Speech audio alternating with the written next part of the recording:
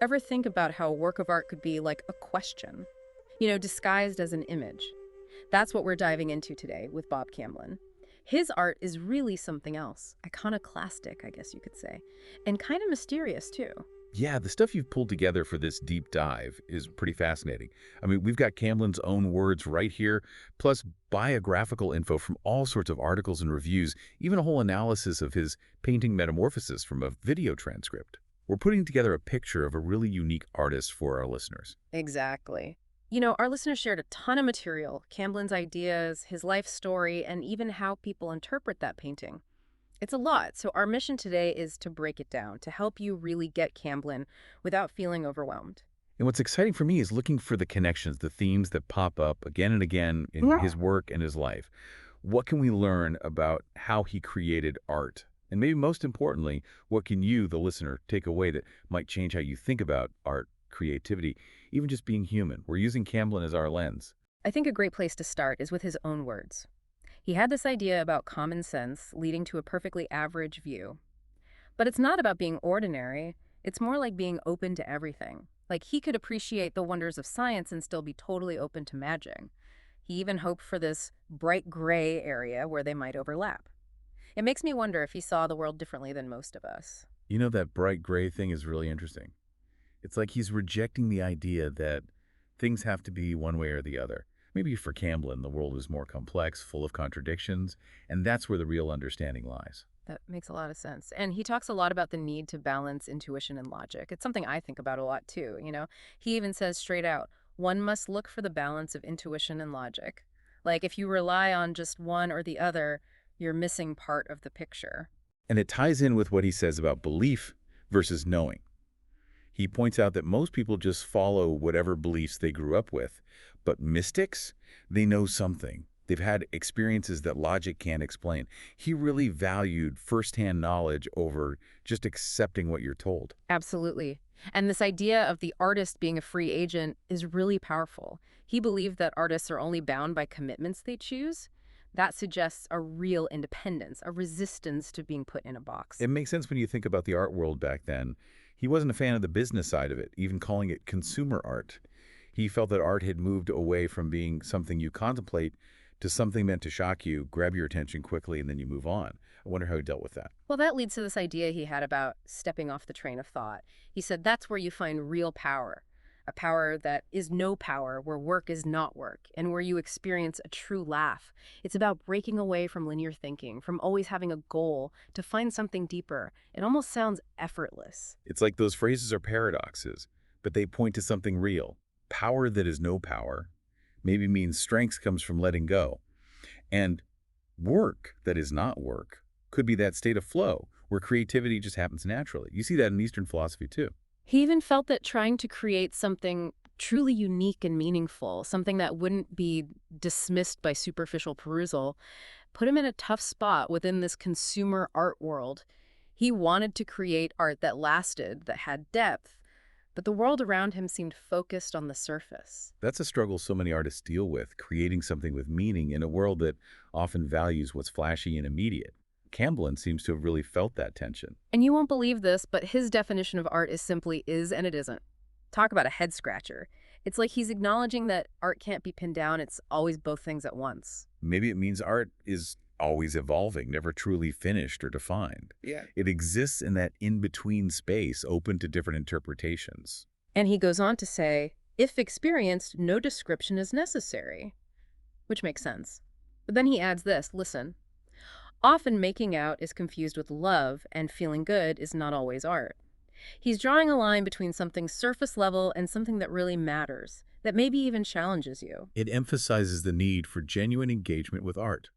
A fleeting feeling isn't the same as a deep artistic experience. Just like a casual encounter isn't the same as true love. It's about the depth of connection. Okay, get ready for this one. Resist and submit, held perfectly in balance. It sounds like a dance, right? A constant push and pull that keeps the creative process alive. You're working within limits, but also open to the unexpected. Exactly. Resist the limitations of your materials or your ideas, but also submit to the unexpected turns that creativity takes. That balance can be really fruitful for an artist. Now, this next one is a bit of a puzzle. He talks about a 4 times structure. where you go into the thing 4 times and back 3, and Right. then you stay out on the last time, if lucky. He relates this to traps, quarry, and mistakes leading to infinity. Honestly, it sounds like a model for how to create, with a focus on trying, failing, and learning along the way. Maybe that's how he saw the creative process. It's a great way to think about it.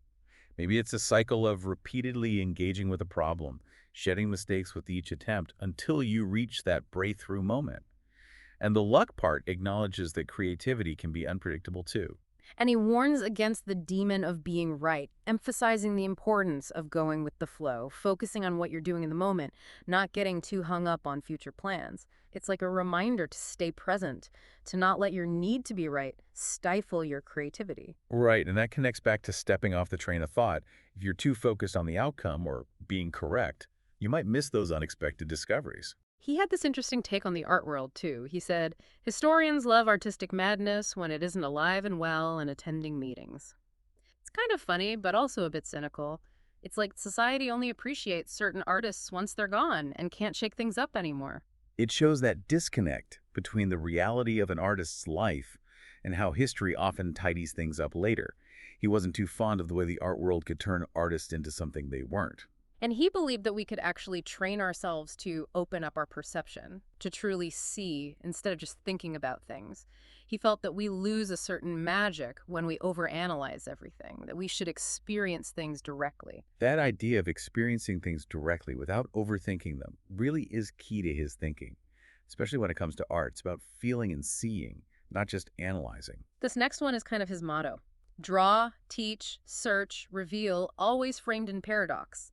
It suggests that creating art and sharing knowledge isn't straightforward. It's full of contradictions and unexpected turns. The use of paradox there is really important. It means these things aren't simple or linear. Drawing might reveal something new even to the artist. Teaching becomes a two-way street, and searching might lead you to something completely unexpected. He was really passionate about what he called eccentric works, encouraging a return to a more naive approach to art, and criticizing the established art world, critics, and affluent culture. He felt there was a lack of subtlety, that everything was about recognizing something and moving on. It makes you wonder what he thought was truly eccentric. This desire for a return to naivety suggests a yearning for something more genuine and less self-conscious in art. It's a critique of the art world becoming too focused on the surface, on what's easy to recognize. He wanted something deeper. Oh, and this one's a classic. He compares a critic to a legless man who teaches running. It's brutal, but it gets the point across. He really thought that critics often lacked the experience of creating art themselves, that they were judging something they didn't truly understand. It's definitely a memorable image. It captures his belief that you can't really judge art unless you've gone through the process of making it yourself. For Camblin, drawing was a way to communicate without words. He even thought that the concept behind a work of art could be nonverbal too. It's about connecting on a deeper level, beyond language. Right, it connects with his earlier idea that some experiences go beyond words. For him, the essence of art lay in that nonverbal space and the direct impact of the visuals. He talked about finding your mystic switch, that personal trigger that tells you you're onto something real, even if that trigger might change over time. It highlights how personal insight can be. That mystic switch is different for everyone. It's about being in tune with your own intuition and recognizing those moments of genuine insight, whatever form they take. And his views on learning were pretty interesting too. He said you have to learn to see, not just look, and that failure is part of the process. He didn't like the idea of passive learning. He wanted you to get involved, to make mistakes, to relax, feel, and truly think about what you were doing. He even said, I didn't learn anything new, but I know a lot more now. It makes you stop and think about what it means to really learn something. It's a great point. Sometimes learning isn't about getting new information. It's about understanding what you already know on a deeper level through experience and reflection. He even brings in Zen philosophy here, talking about forgetting your Buddha nature as a way to suddenly know something you previously just understood intellectually. Again, it's about going beyond just thinking about things to truly experiencing them. That connection to Zen really emphasizes his belief that true understanding goes beyond just the intellect. It's about direct, intuitive experience. He makes a distinction between magic used for power, which he thought was negative, and magic used for seeing, which was positive. He connected this magic seeing to art, saying that art based on seeing is more timeless, while art based on power is tied to trends and fads. It's a cool distinction. He's saying that art driven by a desire to really see the world has a deeper, more lasting quality than art that's trying to exert power or just be clever. But here's the catch. He also says that real seeing has its own property of deception. It's this complex web of relationships that's hard to grasp, like trying to look at a scratch on your own eye. He felt that art is just a glimpse, a fragment of that experience. It's the idea that true perception isn't always straightforward. It can be misleading, interconnected, and hard to pin down. Art can only capture a part of that complexity, maybe even a distorted view. As an artist, he felt this tension between mastering technique, the need for novelty in the art world, and the risk of becoming boring. Just as he would master a skill, the focus would shift to something new. He even wondered if staying anonymous might help him escape that cycle. It speaks to that constant pressure on artists to keep reinventing themselves, to stay relevant in a world that's always looking for the next new thing. His thought about anonymity shows how frustrated he felt by that pressure. And he agreed with the symbolist that explaining a work of art often weakens it. He even said it killed it. It shows how hard it is to put the essence of art into words. He also reflected on the wonder and sadness of communication itself, how much we can share, but how much always stays unsaid. It emphasizes his belief in the power of visual language. Trying to explain art can strip away its mystery and emotional power. It's about those things that can't be put into words. As he got older, he hoped his intentions would evolve, that his art would take on new forms. He talks about a standard sign against the sunset that represents something deeply personal to him, something that can't be understood intellectually, only through experience. It's a powerful image. That standard sign represents that core of an artist's work that comes from somewhere deep inside, something that can't be explained, only felt and experienced. And I love this. He reminds us that there are no true mistakes, that we're always doing our best in each moment. What we see as mistakes are just nature's way of guiding us. It's a very kind and forgiving perspective. It's a liberating way to look at mistakes. They're part of the process, not failures. It's about going with the flow and learning from everything that happens. He even plays with the saying, pride goeth before a fall, suggesting all sorts of different interpretations. Maybe losing your pride causes the fall, or maybe the fall itself makes you proud. It's a clever way to question something we take for granted. It shows that he was always thinking, always challenging assumptions, even with something as simple as a common saying. He uses this analogy of individual hologram fragments arguing instead of working together to illustrate the importance of seeing the bigger picture, the interconnectedness of everything. That leads to his idea of the hologram, a more complete understanding that emerges when we consider the whole. That hologram idea is all about interconnectedness and how understanding comes from seeing things as part of a larger system, not just in isolation. It's a reminder to look beyond the individual pieces. He saw history as placing us in the past, present, and future so that we can dream of how it works. He even talks about time travel at the speed of enlightenment, suggesting that maybe we can experience time differently by changing our consciousness. It connects back to his interest in challenging conventional ways of thinking. Enlightenment, in this sense, represents a way to see beyond linear time and grasp a deeper understanding of reality. He observed a hawk and a snake and how they move through the world, pointing out that what we humans see as the path of least resistance isn't always so simple. Our internal world, our desires and motivations make things a lot more complex. It's so true. What looks like the easiest path might not be when you consider all the factors involved, especially our own psychology and desires. His concept of the way back is really beautiful. It involves long silences, melting rocks, infinite space, and eternal time, all leading to a point of return and a cyclical understanding of things. It feels very primal and fundamental. It sounds like stripping away everything superficial to get to that core essence, that cyclical understanding of existence. He reflects on Louis Sullivan and the meaning of honor and then says, some crutches are wooden, some are gold. He's contrasting things that truly support us and things that just appear valuable. He ends by urging us to embrace freedom, even using the Italian phrase, dolce far niente, the sweetness of doing nothing. It's a call to let go of anything holding us back. That wooden and gold crutches metaphor is great. Yeah. It reminds us that even seemingly valuable supports can hold us back. He's all about freedom and self-reliance. This next image is so powerful. A phoenix frozen in a salty shell, unable to be reborn. It's trapped, waiting to be awakened. But the realization is that the living was the meaning all along. It's a reminder to appreciate the present moment. It's a perfect image for unrealized potential.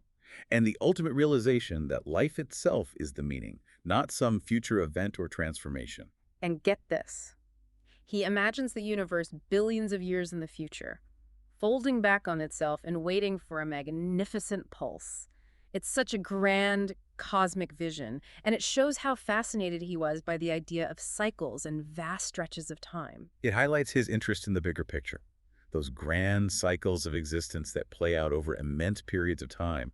He wasn't afraid to think big. Throughout his writing, he weaves in quotes from other thinkers, like Alan Watts on interconnectedness, William James on the power of belief, Sartre on consciousness, and a Zen proverb about knowing and telling. It's like he's having a conversation with these great minds, enriching his own ideas. It shows he was widely read and engaged with different philosophies and spiritual traditions. He was constantly connecting his own insights to broader human understanding. He also quotes Bergson on the limits of intellect and the importance of intuition, Teilhard de Chardin on selflessness and interconnectedness, even Lamarck on evolution and the power of habit. It's a real tapestry of ideas. All those thinkers touch on big questions about consciousness, reality, and the human condition, topics that clearly resonated with Camblin's own exploration.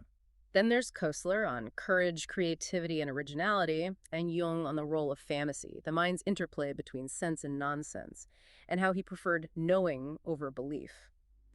These really connect with Camblin's artistic approach. Jung's emphasis on the unconscious and the transformative power of the psyche really aligns with the symbolic and introspective nature of Camblin's work. He even includes lines from John Fowles' The Magus on self-discovery and the power of love, Dostoevsky on the things we hide from ourselves, and Salinger on the challenges of being an artist. It's like he's in dialogue with these literary giants. These quotes show how interested he was in human psychology, the search for meaning, and those complex relationships we have with ourselves and others. There's Updike on creativity, the value of art, and the artist's pursuit of something elusive. Barth on the subjective nature of value, Durrell on art as reconciliation and the power of imagination, and Huxley on the inconsistency of nature. It's such a rich mix of perspectives. Those quotes give us a more personal and insightful look into the world of the artist, acknowledging the challenges and the often uncertain nature of the creative path. They offer a nuanced view of the purpose and value of art. And finally, he presents his ecology of art idea. He encourages artists to be themselves, to create their own unique vision, and questions why we try to fit artists into boxes. He even suggests that artists who seem self-indulgent might play a role in the overall balance of the art world. It's a really inclusive idea. That ecology of art concept is all about artistic freedom. It says that a healthy art world needs a diverse range of styles and approaches, even those that might seem unconventional at first. He elaborates on this with an extended metaphor of dissolving images, a constantly turning wheel, juggling dust motes, erasing drawings, a distant goal, and drawing on a frosted window. It beautifully captures the fleeting nature of his own creative process and the difficulty of holding on to truth. It's a great way to show how transient artistic creation can be, and that constant striving for something that's always changing. It emphasizes the process, not just the end result. He reflects on the tension between intimacy, solidity, shock, recognition, quality, and concept in art, and the compromises artists make in a consumer culture. It's a summary of the forces that shaped his artistic journey. He's acknowledging those challenges that artists face, staying true to their vision while navigating the demands of the market and the constantly shifting trends of the art world. He even shares this anecdote from his teaching days. The first year, I assumed. The second year, I capitulated. The third year, I'm teaching. It perfectly sums up the experience of finding your way as a teacher. That is so relatable for anyone who's taught. It says so much in so few words. And I love how he ends his written reflections with this image. His ego following him as gracefully as a goldfish's shit, folded under the waving tail. It's blunt, funny, and self-aware all at the same time. What a way to end it. It's definitely memorable. You can't help but laugh, but it also shows a real awareness of his own ego and its role in his life and work. So that's Camblin's philosophy. But who was he? Well, he was born in Oklahoma in 1928, went to the Kansas City Art Institute, and then got a Fulbright to Italy. That time in Italy was huge for him. He was blown away by the art at the Uffizi Gallery and the Capuchin Catacombs, and was inspired by Botticelli's Birth of Venus and Primavera. He even later did a tribute to KPFT Radio in Houston, showing how he connected with both classical and contemporary art. It's interesting how those early experiences with both the beauty of Renaissance art and the darker imagery of the catacombs stayed with him. It's like those themes of life, death, and transformation became part of his artistic DNA. And the KPFT tribute shows he was connected to the counterculture too. He taught at a lot of schools, Ringling, University of Illinois, Wayne State, and Detroit, even the University of Utah. But he wasn't afraid to speak his mind. He called Salt Lake City Philistine and ended up at Rice University in Houston. But even there, he eventually left academia to travel the world. Between 1950 and 1974, he was in Italy, France, Ireland, Mexico, even the South Pacific, focusing on drawing and reflecting on his ideas. Leaving academia was a bold move. It shows how dedicated he was to his art. He chose a life of freedom and creativity over the stability of a traditional career. Even as a kid, he loved drawing and reading. Emerson, the I Ching, haiku, haiga, he was soaking it all up. During his military service, he sketched with another artist, Forrest Harrisberger. He was dedicated to art from the very beginning. Those early interests really laid the foundation for his later work. The literature, the Eastern philosophy, the focus on drawing, it all comes together in his mature style. In Houston, he met Earl Staley and Joe Tate, and they formed this group called B&E Productions. They challenged the art world, did collaborative exhibitions, and even signed some of their works anonymous. They shared a studio, but eventually went their separate ways. That period of collaboration was clearly important for Camblin. It pushed him to experiment, to question traditional ideas about art and authorship. It's just that sometimes creative partnerships, especially intense ones, can be hard to sustain. He and Nancy Giordano developed this really cool technique called muchas volantes, using dots and dashes to create optical illusions that play with your perception. Later on, he did works like Big Al and Descent from the Cross, showing a range of subjects and styles. That Muchas Volantes technique is fascinating because it makes the viewer part of the process. And his later works show how he kept expanding his ideas and techniques throughout his career. He was a true original, an iconoclast, and his art was in high demand. But he was also kind of a mystery, hard to pin down. He worked with oils, acrylics, watercolors, even painted paper, always exploring different ways to express himself. That mix of critical acclaim, popularity with collectors, and his personal elusiveness makes him even more intriguing. He was focused on the art, not the fame, and his willingness to experiment with different materials shows how restless his creative spirit was. Critics noticed how his drawing style changed over time, how he was fascinated by life cycles and transformation, and how he blended drawing and watercolor in innovative ways. His early work often dealt with social issues, but then he moved into a more abstract and symbolic style, influenced by artists like Cremoni and ancient Etruscan art. That evolution in his style shows how he was responding to the world around him, moving from more direct commentary to a more internal, symbolic exploration of universal themes. And he was constantly incorporating influences from different sources, making his work even richer. His time in Italy had a big impact, too. You can see influences from Byzantine, medieval, and Renaissance art. He started doing these large-scale drawings that were complete works in themselves, often with visible corrections that became part of the final piece. It's like he was having a dialogue with the masters, but on his own terms. And incorporating those corrections shows how aware he was of the process, how the journey of creation was just as important as the finished product. In the 1960s, he tried to combine the poetry of Hugo van der Goes with the emotion of Goya. He even used paper that would age naturally, adding another layer of meaning to his work. It was during this time that he created a series of masks, hinting at themes of identity and persona. That experimentation with materials, letting them change over time, adds this whole other dimension to his work. And that Masks series suggests he was exploring who we are, the different faces we show the world. In the 1970s, he took a turn toward the mystical, trying to evoke specific feelings in the viewer. His drawings from this period became more cryptic and symbolic, often focusing on life cycles and metamorphosis. You see recurring images like puppets, scarecrows, skulls, and murky water. It's like he was going deeper into the subconscious, using symbols to explore those big questions about life, death, and transformation. It's a bit darker, more mysterious, inviting the viewer to interpret the work in their own way. In the 1980s, he started weaving together drawing and watercolor techniques, creating these illusionistic surfaces with hidden images that you have to really look for. It's like he's rewarding the viewer for paying close attention. It's a way to make the viewing experience more active and engaging. You have to slow down, look closely, and discover those hidden layers for yourself. And he once said that he wanted to remake Goya in 20th century terms, like Cézanne reinterpreted Poussin. He also liked to keep some mystery in his work, comparing himself to a magician who reveals only what he wants you to see. That comparison to a magician is spot on. It shows his playfulness and his deliberate use of mystery and hidden meanings in his art. And it speaks to his ambition to build on the legacy of great artists while forging his own path. Oh, and it's worth remembering that his earliest work, back in the 1950s, focused on social protest. It shows how his concerns evolved over time, from the outward to the inward, from the political to the personal and the mystical. That's a great point. It shows that his art was always connected to the world around him, even as his focus shifted. He wasn't just working in a vacuum, he was responding to his time and place. Now let's take a closer look at Metamorphosis. The video analysis and the book excerpt both paint a vivid picture. There's this intense band of orange and red, like molten lava with these swirling tendrils coming out of it.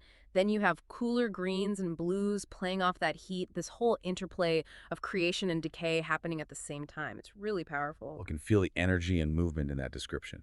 It's a visual representation of change itself, captured in those colors and forms. And on the left side of the painting, there are these dark silhouettes, like cliffs or totems, receding into shadow. You also see these smoky plumes rising up, creating a sense of vertical movement, like something transforming and being released. Those darker elements add an element of mystery and the unknown. It's like they represent the forces behind change, those things we can't always see or understand. The YouTube analysis connects these elements to Zen Buddhism, emphasizing those ideas of constant change, impermanence, and the interconnectedness of all things. The fiery center symbolizes the intensity of transformation, burning away the old to make way for the new, while the swirling greens and blues represent the cycles of nature. Those shadowy figures could even represent unseen forces or the darker aspects of change. It's amazing how those ancient ideas resonate with Camblin's visual language. It's like he's expressing those timeless truths about existence through color and form. They even connect it to hexagram 49 from the I Ching revolution, or molting, Right. which is all about breaking away from the old. The molten center represents that upheaval, the tendrils are the far-reaching effects of change, and the cooler colors hint at the eventual balance that comes after transformation. They even bring in Lao Tzu's wisdom about embracing change. Bringing in the I Ching adds this whole other layer of depth, connecting the painting to these ancient wisdom traditions. It shows that Camblin was tapping into something universal, something that transcends time and culture. They see the swirling forms as a dance between destruction and creation, like the Taoist principle of yin and yang. And that molten core could also be seen as the inner turmoil we feel during personal change, with the surrounding forms representing the interconnectedness of our relationships and our lives. It makes the painting even more meaningful, showing how those universal patterns of change also play out in our individual lives. We go through periods of upheaval and growth, and it can be messy and confusing, but it's all part of a larger process. Metamorphosis is definitely a painting that makes you think. It forces you to confront the uncertainty of change and find your own meaning in it. It's even been interpreted as a metaphor for the creative process itself, the fiery inspiration, the struggle to shape ideas, the resistance, and the eventual release. That's such a powerful way to look at it. The act of making art becomes a microcosm of the larger process of transformation we see in the world and within ourselves. So Metamorphosis is a visual symphony of change, capturing that raw energy, those interconnected forces, and that constant process of becoming. It really makes you reflect on your own experiences with change and how they've shaped who you are. It's a perfect example of how Camlin could take an abstract idea and make it both visually stunning and deeply thought-provoking. Now, to understand Camblin even better, we have to look at his Zen and the Art of Enlightenment book series. They feature his drawings and offer another window into his mind. The idea is so cool. It's a conversation between art and philosophy, using his sketches to explore the funny, the profound, and the often overlooked parts of life. He's making paradoxes visible through art. It's a unique approach. He's not just illustrating ideas, he's using art to make you think, to see the world in a new way. He takes everyday objects and turns them into symbols. A simple figure-4 trap becomes a representation of entanglement. A tattoo arm hints at hidden stories. A frog embodies wisdom. It's like he's giving you visual riddles to ponder. That ability to transform the ordinary into something symbolic is so powerful. It challenges us to see beyond the surface of things and consider the deeper meaning behind what we usually take for granted. The books also explore illusion and misdirection, making you question what's real and how we perceive the world. And then there's this recurring theme of traps, the traps we create for ourselves, the traps of fear and time. It makes you think about the limitations we often don't even realize we have. It's a call to become more aware of those limitations, both internal and external, and to find ways to break free. But amidst all that, there's this sense of stillness that runs through the books, that quiet that exists even in the midst of all the chaos. It makes you appreciate the difference between being stuck and finding true inner peace. That stillness is such a powerful contrast to the dynamism of metamorphosis. It suggests that transformation can also happen through quiet contemplation, through turning inward and finding that center. And the books don't offer easy answers. Instead, they give you questions, riddles in visual form, like Zen koans, but drawn. They're meant to provoke your thinking, not give you a neat conclusion. That's so central to Zen philosophy. It's about the journey, the questioning, not arriving at some fixed answer. The books become tools for self-discovery, not textbooks. And here's something interesting. The foreword to one of the volumes connects different art movements, from realism to abstract art to Zen and I Ching principles. It emphasizes those ideas of intuition, interconnectedness, and cyclical change that we've been talking about. It provides a broader context for understanding Camblin's work and where it fits within art history. It shows how those Eastern philosophical ideas have influenced Western art, even in ways we might not always realize. Camblin's art in these books is this blend of abstraction and recognizable symbols. He's combining ancient wisdom with modern experimentation, all to help the viewer become more aware. You really have to engage with it actively, almost like a meditation, maybe even consulting the I Ching for guidance. Viewing art becomes a practice, a way to cultivate mindfulness and deeper understanding. It's a really active and engaging way to encounter those philosophical ideas. As you go through the books, you start to see these recurring themes, these archetypes that suggest that nothing is static, that our inner world is always changing and reflecting the bigger cycles of life. The art and the text become a kind of silent conversation, offering metaphors for self-discovery and awakening intuition. Ultimately, the Zen and the Art of Enlightenment series isn't about finding one right answer. It's about helping you understand yourself better through art and contemplation. Critics and biographers have described Camblin as a mystical trickster figure, and his art as a portal into truly experiencing art. They talk about his unique teaching style, his constant questioning, the personal elements in his work, and how his biography explores the balance between his art and his life. It's helpful to see him through the eyes of others. That mystical trickster label really captures his enigmatic personality, and it's fascinating to hear about how he influenced the people around him. Earl Staley, his former collaborator, talks about learning from him, their work together, and Camblin's later years. Other quotes from people who knew him shed light on his collaborative spirit, his challenging nature, and the way his art touched people on a personal level. Those firsthand accounts add a really human dimension.